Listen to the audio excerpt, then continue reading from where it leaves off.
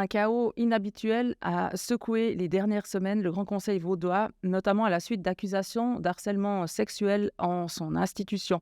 Une série de témoignages ont suivi, notamment sur Twitter, affirmant que la politique suisse, comme d'autres institutions, est un lieu de discrimination sexiste.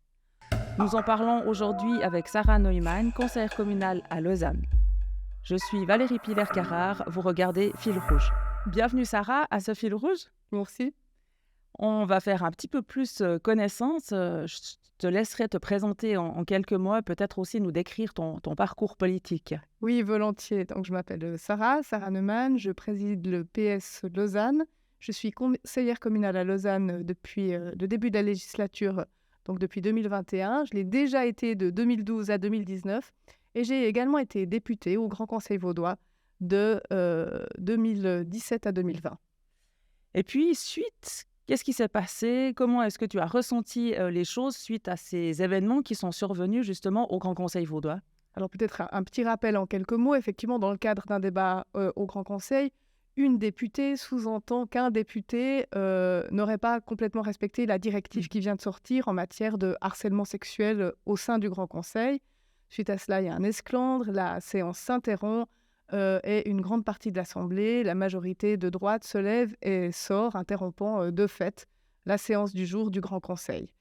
Suite à ça, dans la même soirée, nous sommes plusieurs, anciennes députées puis députés actuels, à tweeter une brève anecdote sur des situations similaires à celles qu'a racontée la députée en question, qui nous sont arrivées au sein de cette institution. Cette démarche, elle a pour but, même si ce n'est pas forcément à ce moment-là conscientisé et partagé, elle est assez spontanée, mais elle a pour but de dire que ce n'est pas un cas, il n'y a pas une affaire, il y a plutôt un climat, une ambiance et en tweetant nos petites anecdotes, on manifeste en quelque sorte notre soutien et notre sororité à la députée qui, à ce moment-là, est vraiment sous les feux des médias et accusée vraiment de porter des accusations à tort, etc. Est-ce qu'à ton avis, il a fallu un peu plus de temps en Suisse pour que les langues se délient sur ce sujet ou pas forcément? C'est vrai que c'est les circonstances de cet événement-là qui ont fait, notamment pour ta part, que tu as tweeté ce soir-là. Oui, je pense que c'est vraiment toujours une affaire de circonstances. En Suisse, comme ailleurs, enfin, disons, dans nos sociétés, on assiste à un moment d'émergence de la parole où les gens commencent à raconter des situations vécues. Mais il faut souvent un déclencheur, une anecdote, un moment qui fait que ce jour-là, ce soir-là, une parole est prise, une parole est partagée, et puis elle résonne. Elle résonne aussi, et ça c'est ce qui était nouveau et ce qui est émergé avec ce mouvement qu'on appelle MeToo. Elle résonne grâce à la puissance des réseaux sociaux, ce qui fait qu'elle se diffuse extrêmement vite et que dont des témoignages de solidarité peuvent émerger assez rapidement et être connus assez rapidement. Est-ce qu'à ton avis, ça peut être considéré comme un problème systémique dans la politique suisse ou bien de façon générale, c'est dans l'ensemble en fait, des gouvernements, de la politique qui peut y avoir ce genre de débordement? Moi, je pense qu'il n'y a pas de problème systémique qu'on pourrait restreindre à la politique et encore moins à la politique suisse. Par contre, il y a un problème systémique, ça c'est sûr, mais c'est un problème systémique qui est dans l'ensemble de la société. Et en fait, finalement, les élus du Grand Conseil dans ce cas-là, mais dans d'autres temps, des femmes dans les médias ou des femmes dans le cinéma ou dans les arts vivants, ont pu prendre la parole parce que malgré tout, ce sont des lieux où les femmes ont la parole et elles peuvent la faire entendre. Mais pour moi, le problème systémique, on ne pourrait pas le restreindre à la politique suisse. On a un problème systémique dans notre société où il y a effectivement encore des manifestations de sexisme ordinaire dans plein d'endroits, dans plein de lieux. Le Grand Conseil vaudois n'est finalement qu'un exemple. Ouais, je crois que tu as entièrement raison. C'est vrai qu'en préparant cette discussion aussi aujourd'hui, j'ai fait quelques recherches, notamment sur la question du sexisme en politique. Et c'est vrai qu'en regardant chez nos voisins, notamment français, ils ont mené toute une étude auprès des élus locaux. Donc on voit que donc c'est dans les communes, dans les villes, et on se rend compte que 75% en fait, de ces élus ont subi du sexisme au cours de leur mandat. Donc on se rend compte que ce n'est pas un problème qui est fixé, je dois dire, en Suisse, et comme tu l'as relevé, c'est vraiment un problème général de société. Et je pense que c'est important aujourd'hui qu'on puisse contextualiser en fait cet événement de façon plus globale. On ne va pas aujourd'hui nommer des agresseurs ou des victimes. Je crois que vraiment l'intérêt de notre discussion, c'est de rendre compte de l'état actuel du sexisme en politique. Et pour nous, il est aussi important d'insister sur le fait que le harcèlement sexuel ou le sexisme n'est pas le fait d'un jeu partisan. Je crois qu'il en existe dans tous les partis politiques, à tous les niveaux politiques. On observe, c'est vrai, ces dernières années, notamment grâce à la grève des femmes de 2019, une part plus importante de femmes en politique, notamment au niveau national. Au Conseil national, on a 42% de femmes aujourd'hui. C'était un joli rattrapage par rapport aux dernières élections fédérales. Et puis, dans les exécutifs cantonaux, on voit on est à environ 30%. Est-ce que, à ton avis, justement, aujourd'hui, par rapport à ce sexisme au sein de la politique suisse, est-ce qu'elle peut être liée à cette sous-représentation des femmes dans ce domaine-là? Alors, je ne sais pas si c'est lié vraiment exclusivement à la sous-représentation, mais c'est sûr que plus les femmes, et plus il sera ordinaire que les femmes prennent la parole et soient considérées comme des pairs, PAIRS évidemment, plus finalement ça n'arrivera plus. C'est vraiment une question de temps, de sensibilité. Moi, je crois qu'on a parlé tout à l'heure, il y a eu ce mot d'agresseur. Il faut bien se rendre compte que pour les hommes qui, dans certains cas, font ce genre de remarques sexistes ou certains gestes, ils ne se reconnaissent pas du tout dans ce terme d'agresseur. Il y a vraiment un immense travail de prise de conscience, d'information, de sensibilité pour dire ce que vous faites là n'est pas admissible, car ce que vous faites là, ce n'est pas de la séduction, ce n'est pas du charme, c'est une façon de montrer votre pouvoir et de montrer que vous l'avez, ce pouvoir.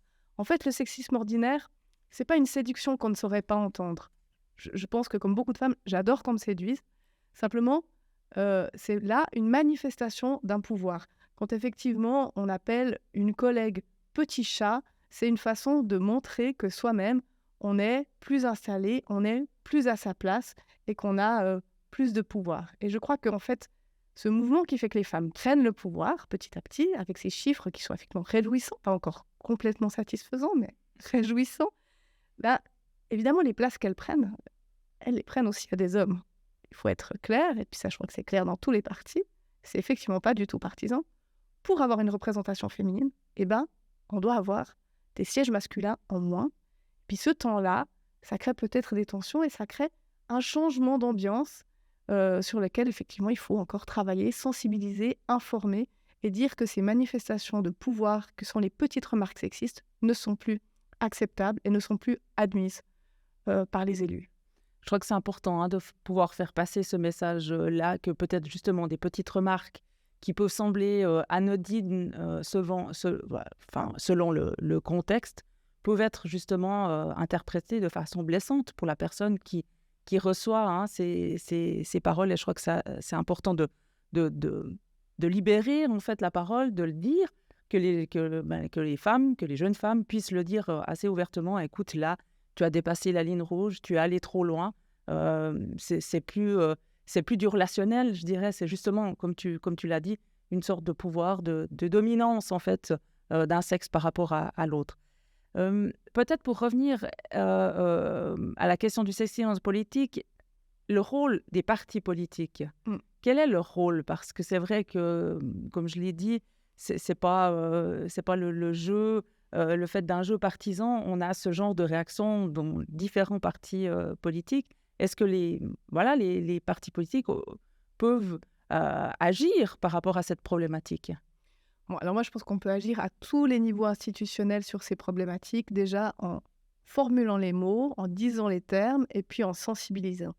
Après, c'est sûr que plus dans les partis politiques, il y a de la représentativité, de la diversité, plus en fait, il y a des gens qui peuvent témoigner de leur vécu et peuvent donc former leurs collègues, au fond, sur comment on ressent les choses. Parce que c'est vrai que comment on ressent les choses, c'est très important. En fait, on a beaucoup parlé dans le cadre des débats autour de la notion de viol, de cette question de la sidération. Le fait que lorsqu'on est dans une situation d'abus, de viol, on est sidéré et des fois, on n'arrive pas à dire non. C'est pas pour autant qu'on dit oui. C'est un débat vraiment que vous avez eu encore au Parlement tout récemment. Je pense que toute proportion gardée, parce que vraiment, je ne confonds pas une situation d'abus sexuel physique avec une vanne sexiste lancée en commission. Je sais que ce n'est pas la même chose, mais il y a le même état de sidération ou d'être un peu figé sur le moment, de ne pas avoir la répartie peut-être idéale qu'on aurait pu avoir, du coup peut-être aussi de se refermer, et puis surtout de se retrouver de nouveau considéré à son corps de femme, euh, ce qu'on est, son essence de femme, et puis pas du tout sur la femme politique qu'on est là actuellement pour défendre ce texte, pour défendre cette position. Je pense que c'est vraiment là-dessus qu'on peut travailler dans les partis, c'est sur la formation, l'information et sur la représentativité. C'est le seul combat, c'est la représentativité. D'ailleurs, on a regardé ces chiffres des personnes élues dans les conseils d'État, aux exécutifs. Effectivement, c'est un chiffre dont on peut être assez fier au PS. On a 15 femmes dans les exécutifs pour 15 hommes. On voit que dans d'autres partis, c'est beaucoup plus inégal. Et paradoxalement, je pense que plus il y a de représentativité dans un parti, plus il y a d'outils pour éviter ce type de situation. Est-ce que des moyens ou des pistes, notamment, alors je prends l'exemple de la France, ils ont mis en place des lois sur la parité pour avoir des listes équilibrées. Alors c'est vrai que, comme tu l'as relevé, le Parti socialiste a été à l'avant-garde sur ces questions-là parce que ça fait déjà un certain nombre d'années qu'on a des listes quasiment paritaires, voire avec plus de femmes. Aujourd'hui, on le voit au Parlement, les effets sont là. On a plus de femmes élues que d'hommes, notamment au Conseil national. Donc on voit qu'il y a des outils qui sont possibles pour favoriser aussi la place des femmes au sein de la politique. Il y a notamment aussi le Grand Conseil vaudois qui a pris certaines mesures, qui a fermement condamné toute forme de sexisme et puis qui a fait appel à toutes les victimes de ce fait aussi de se référer à des personnes de confiance. Je crois que c'est important de savoir qu'on peut, dans une institution comme un Grand Conseil, comme le Parlement fédéral, pouvoir aussi exprimer ce qu'on ressent, pouvoir exprimer ce qu'on a peut-être subi. Est-ce que pour toi, ce type de déclaration ou de procédures sont suffisantes pour contrer le sexisme en politique, ou est-ce qu'on doit aller plus loin? Moi, je pense qu'on doit aller dans l'esprit de la loi, toujours, effectivement. Mais il faut connaître la loi, il faut définir les choses. Cette directive qu'a adoptée le Grand Conseil vaudois, c'est très bien, c'est un petit pas, ça a mis beaucoup de temps. Moi, j'étais là avec l'intergroupe F, comme on l'appelle, l'intergroupe des femmes du Grand Conseil, quand on a eu l'idée de travailler sur le harcèlement au Grand Conseil. C'était en 2019, autour de la grève féministe de 2019. Et on est en 2023, à la veille de la prochaine grande mobilisation, et cette directive vient de sortir. C'est trop long, ça va trop lentement. La sensibilisation, elle est importante, mais elle doit accélérer. La prise de conscience, le fait d'être capable de se remettre en question sur nos façons de fonctionner, ça doit aller plus vite. Parce que la révolution féministe, qui demande juste en fait l'égalité entre les hommes et les femmes, il faut que ça aille un petit peu plus vite. Et on voit bien qu'à chaque fois qu'il y a quelque chose qui avance, il y a ce qu'on appelle cet effet du backlash, du revers, du retour en arrière. C'est-à-dire qu'à chaque fois qu'on fait un pas, eh bien, la résistance, la force du système qu'on essaye de transformer et de faire évoluer nous fait refaire un pas en arrière, comme ça a été le cas malheureusement sur l'âge de la retraite des femmes, par exemple. Donc effectivement, toutes ces mobilisations, tous ces enjeux, ils sont cousins, ils vont ensemble. On doit travailler sur la représentation pour l'égalité entre les hommes et les femmes. Alors, je te rejoins tout à fait. Je crois que c'est vrai que le 14 juin prochain, donc c'est dans quelques jours, cette mobilisation, elle est d'autant plus importante parce qu'on le voit que depuis 2019, alors certes, on a eu des avancées importantes, notamment sur la question du droit pénal en matière de violences sexistes et sexuelles. C'est des avancées qui sont mises en œuvre pour protéger les victimes. Et je crois que là, il y a tout un travail qui a été fait au sein du Parlement, notamment du Parlement fédéral. Mais on voit bien qu'on n'en a pas fini, que les choses, comme tu l'as relevé, changent très lentement. On voit aujourd'hui qu'il est important de continuer à descendre aussi dans la rue pour mettre en avant les revendications des femmes par rapport à ce qu'elles vivent au quotidien. Donc, tu as parlé, c'est vrai, des violences sexistes, du sexisme en politique, mais il y a aussi l'aspect financier. Et c'est vrai qu'aujourd'hui, les femmes subissent encore des discriminations, notamment en termes d'égalité. Et je crois qu'il y a énormément de revendications qui pourront être portées ce 14 juin prochain et qui, malheureusement, prendront pendant peut-être encore beaucoup de temps pour